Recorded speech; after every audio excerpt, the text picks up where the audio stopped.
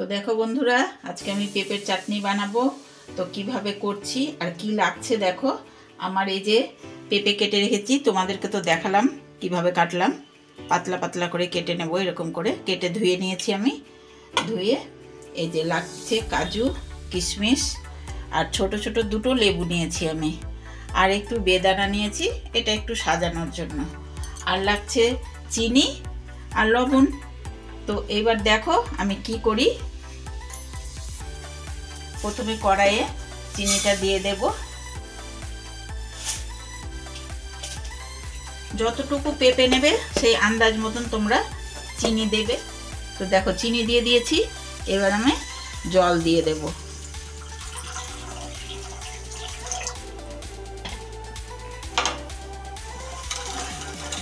চিনিটা যতক্ষণ না গলছে ততক্ষণ আমি এটা একটু ফুটতে দেব। তো ঢাকা দিয়ে দিই, তারপরে আবার আসছি। তো বন্ধুরা দেখি চিনিটা গলে গেছে নাকি। হ্যাঁ দেখো ফুটছে। এবার আমি দিয়ে দেবো এর মধ্যে লবণ। অল্প সামান্য লবণ দিতে হবে। এই যে অল্প লবণ দিয়ে দিয়েছি। এবার আমি এই যে কেটে রাখা পেঁপেগুলো দিয়ে দেবো এর মধ্যে।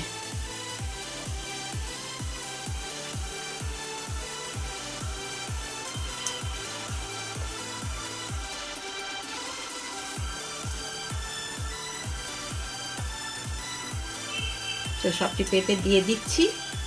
দিয়ে আমি এবার ঢাকা দিয়ে দেব।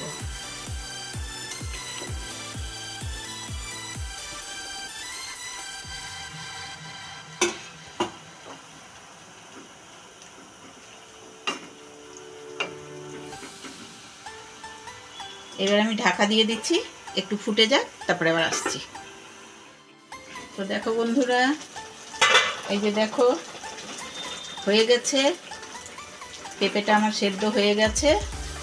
এবার আমি এই যে কাজু কিশমিশগুলো রেখেছি সেটা দিয়ে দেব।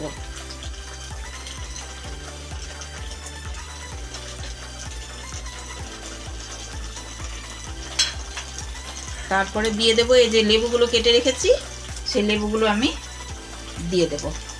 এবার আমি গ্যাসটা একটু কমিয়ে দেব।